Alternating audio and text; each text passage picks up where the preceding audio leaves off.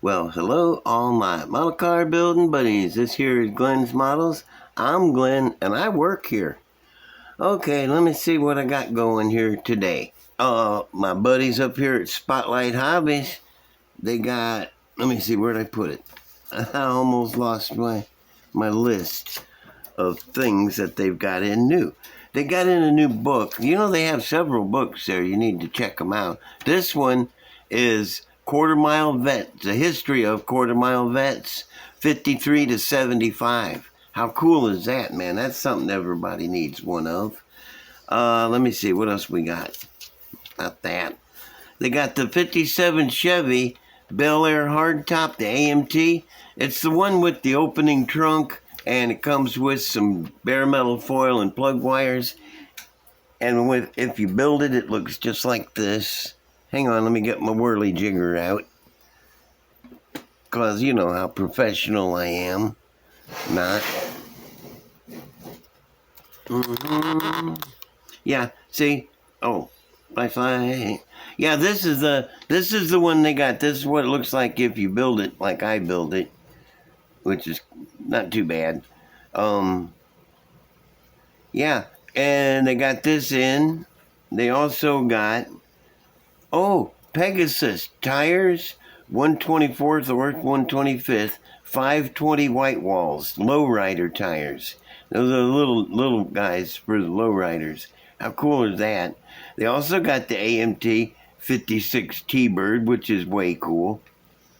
The Heller goods trailer. It's the one with the sides on it that you can haul a bunch of stuff like barrels and boxes, crates. They also got the Heller car transport trailer. You know, the kind you pull your car up on and drag it around. That's pretty neat. Oh, and the AMT Kenworth Aerodyne cab-over semi-truck. That is sweet, man. That is a big old boy there, too. And last but not least, let me get this out of the way.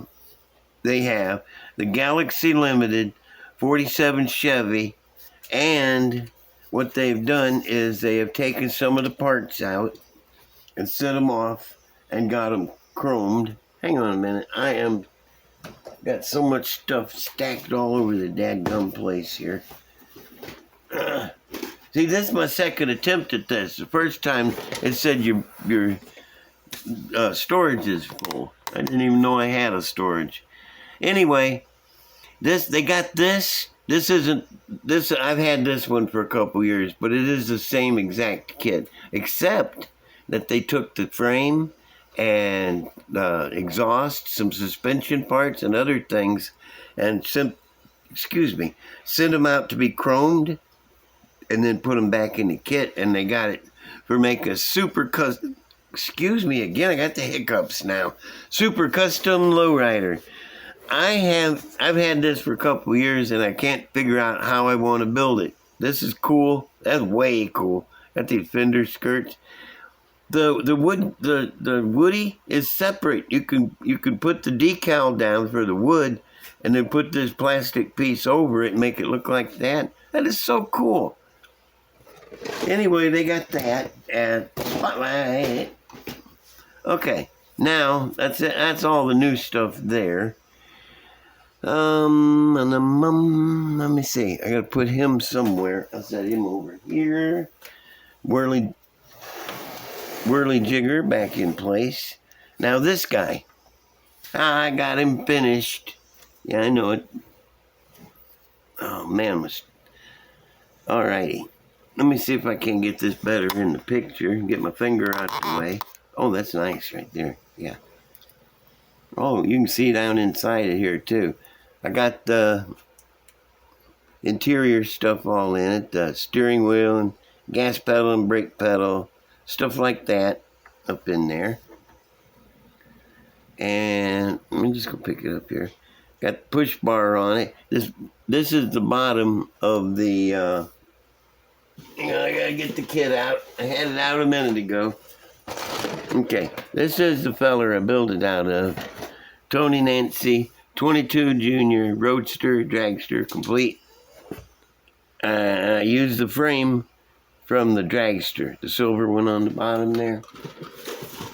And Fiat body from the double dragster kit. I had to use 2 of them because of stretching the roof there. The motor, I'm not sure where that came from. It might be the motor that come out of the Tony Nancy kit. The scoop, I'm not sure where it came from. I think came from the AMT 59 El Camino. Thinking it is. Man, that motor looks like it's leaning to one side, but I guarantee you it is not. It's a stupid camera, fisheye lens. Anyway, got her all done.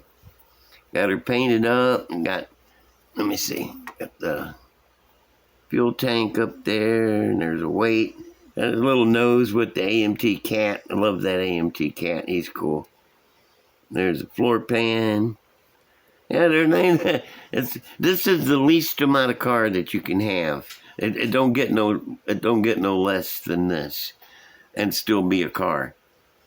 Okay, well, this is him, and he's pretty cool. I'm gonna give him another rotate here, because I really like him. Let's see if I can't get there. That's much gooder, I guess. Bum, bum, bum, bum. Yeah, I like this. I like these early dragsters. I don't know why. I just do. They're really attractive to me. You know, like redheads. I love redheads. I love early dragsters. Oh, and it is red. Okay, well, enough of that crazy talk. I'm going to set him way over here and show you the next patient, which I don't even know where I put him. Oh, here he is. This is the charger that I put the. We'll get to it in a second. Let me get it set up. This is the charger I put that V10 Hemi in. And for all of you who wanted to see what 10 stacks looking like sticking through the hood of a charger, there they are. That is pretty cool. And naturally on the way over here I bumped one of the stacks and got it leaning, so it's making its debut of one crooked stack because of my big clumsy fingers. I built this, it's a gasser, but I built it on the early gasser rules where it requires a lot of the street equipment and the full interior, although it's not a street ride by any trend. It's got to be about 600 cubic inches and well over 1,000 horsepower. Now let's see some of the details. Got so many cool ladder traction bars. Love these ladder bars. Those are so cool. Got 5 tube headers on either side. I like these spokey wheels here too. They're pretty neat. And let's get to the motor. If I can get to the motor. That's how everybody gets their motor out, their hood off, isn't it? Turn it over and tap it. Okay, there is a V10 Hemi with 10 velocity stacks up on top of it. I had to look for a second. I thought I knocked one of the traction bars off. The front end. There was not a whole lot of room under the hood for this, and I don't think I could have got it under any other car either. This thing got the long hood. You see down in there, I made an electric water pump with an angle drive so it would fit in between the motor and the radiator still. So it does got a water pump. Man, that darn, oh look at that, got them loose. That's the thing with models like this, picking them up and moving them around and stuff. Real easy to knock parts loose, especially delicate parts. So, I thought the twister looked pretty good on there for a name. And the decals that I use. I like a black hood. I don't know why. Especially with this much orange, it needed the black hood to break it up a little bit. And I like that little black wing on the back, too. Pretty cool car. It's almost a box stock build. It fought me the whole way. I had to go through 2 sets of rear leaf springs, 2 different axles on the back before I got the stance right and the wheels tucked up in there right. If you remember from when you saw it before, the back wheels was hanging way out. I had to take the straight axle out from under it because it was not going to fit with that big motor. I would have had to I don't know what I would have had to do. Get rid of the axle, make a taller dropped axle. I don't know. I didn't really want to do it. So I put the stock suspension back on and I flipped the spindles. Yeah, I put them on upside down so it would be taller in the front. And it looks good. It's got good stance. I like it okay. The light is washing out the color. Let me see if I can. No, that don't do it any difference. The color on this is more of the orange you see down here at the bottom. Okay, well that's this guy, and I'm going to be moving him along. Moving on. And what next? Oh, there's 2 finished models, so they have to be replaced with 2 more models. And I got this little Falcone here, and I found the perfect model to kit bash it with. Is this 65 Chevy 2 gasser. The chassis, the wheelbase lines up pretty good. A little bit of modifying, maybe just a little. And the width, it's a little wider, so it'll have to be trimmed down, but not too far off. Be nice if I held it in front of the camera, wouldn't it? Jeez. Yeah, see that? That'll fit. That'll fit nice. And the interior, because this old Johann kit, it had that bucket interior that had everything molded in. And as you can see, if I'd let you see, here we go. Yeah, see, that matches up pretty good. It's gonna, yeah, the interior will match up pretty good. I'll probably have to do some modifications. But when I get done, I'll have this wicked cool, what is it, 61 or 62 Falcone built, and it'll be a gasser. I'm not using I won't be using the motor out of that. It's a small block Chevy. Okay, and the other next patient to take place of, because those 2 are done. You know, I got to take and put new ones out.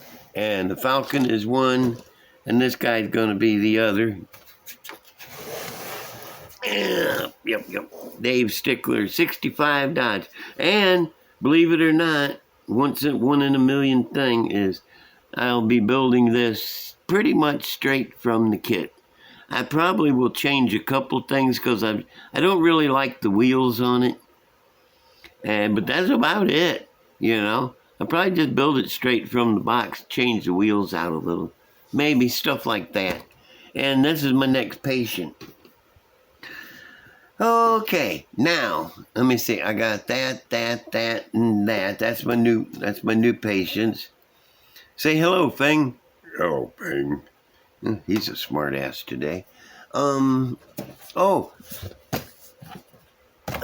me. This is the Charger, that orange one I just showed you. This is the kit it was, and it's available at Spotlight. 71 Dodge Charger RT. Yep. Okay, I just had to show that so you knew which kit this was. Although you can't build it like that from the kit because I got a lot of extra stuff in there. Oh, on my Munster's gas station, still working on it. Got lots of things to go on it. You come with this, isn't that precious? A little bitty water can. And I broke the handle taking it off the tree because it's very thin and spindly. So I made this one out of wire. And I wanted it to look like it was bent and reshaped because that's how Herman would do it. So, yeah, it gives it a little more character anyway. Also, there's a little battery carrier. I think this is a jump starter, or will be used as a jump starter. I'll put a pair of jumper cables, battery cables with jumper cords, ends on it, so you can carry it around, jump cars off with. That's cool. Little creeper, the creepy little creeper from From the Munsters. Isn't that neat? That's a good little creeper. And it looks old and weathered, too. This is cool. This little guy here is cool. This is for lube jobs. Well, you got a grease. There's got 2 grease guns. Actually, right here. The little grease gun there. And it's power, electric. When I get it in the station, there's a cord comes out of that little box on the side. Plug into the wall. Oh, check out what kind of grease it is too. Skull and Crossbones grease. Remember, I'm doing this gas station all in black and white. that looks cool. And the last little thing for the gas station that I've gotten ready is this. Okay, let me get it up here where you can see it. Nope, right here. There's the oil rack with a million little oil cans on there, and don't let anybody tell you that that's easy to get all those little decals. These ain't the decals that come with it. My good friend Morrill made these for me, and the Skull and Crossbones brand oil from Texaco. You know, it's Munsters. They ain't gonna have anything normal. This is so cool. That's nice too, man. All them little cans. Oh my God, it was so hard making all them little cans and cutting out all those little decals and putting them on there. But it's neat. This will look good out in between, up next to the gas pumps out front. Oh, I got a couple. I did an improvement on the Bonneville Speed Think. I got the TWA decals finally. Once again from my good friend Morrill. He made those for me. So the motor looks more like a motor off of a 747. This is my Bonneville Speed Think. It's a 32 Ford with the stretched front end. The guy's squatting all the way down in there as far as he can get for anti-wind resistance. Got a couple chutes on the back. Main thing though is that big old jet engine off of a 747 TWA jetliner. I'd give her some go. Okay, yeah, this is one of my Finks, one of my favorite Finks. It's all scratch built. There's not another one like it. He's a one of a kind, as is this guy. I'm going to let him go around while I tell you a story about what happened with me and my friend. The same friend that helped me tow the motor home. Remember I was telling you about towing the motor home back, and this time we was towing a tractor, old-timey tractor, and it had the tricycle gear in the front. You know, the two tires that are right up against each other in the front. And they were old tractor, and the tires were dry rotted. It had two in the front, and we started pulling it, and one of them just crumbled and fell off the rim. But the other one was staying up pretty good. And, you know, when you're pulling somebody, the guy being pulled does the brakes. That was on an old-timey tractor. It had two brake levers. One did nothing. The other locked up the wheel on the right side. I mean, you couldn't feather it or nothing. As soon as you touched that and pulled it any bit, it would lock up that tire, and the tractor would go sideways. So I told the guy pulling me, I said, you better take it really slow, which he didn't. He wound that sucker up about 20, 25, which on a tractor, that's scooting. Let me tell you, that's scooting. All right, and here we are on the back road. I'm hanging on for dear life. I know it wasn't that fast, but it's a tractor. And we're going along, and all of a sudden, kablam! Here's this shot. Sounded like somebody shot at us with a double-barrel shotgun, both barrels. It was loud. And my friend doing the pulling freaked out and slammed on the brakes on the truck. And all I could do was grab that one brake lever, which instantly threw the tractor sideways, headed towards the back of the truck, which he was holding the brakes, slammed on the brakes. Anyway, Tractor went sideways. I seen it coming. I stepped up. It happened so fast, I'm not even sure how it happened, but I jumped up on the seat, held on the steering wheel with my feet on the seat, and it's just about a split second before it slammed into the back of the truck, I jumped off the tractor and into the back of the truck and ran up behind the cab and turned around and looked to see if the tractor was following me, because, you know, old-timey tractors are wont to do that sometimes, and it wasn't. And about that time, we come to a complete stop.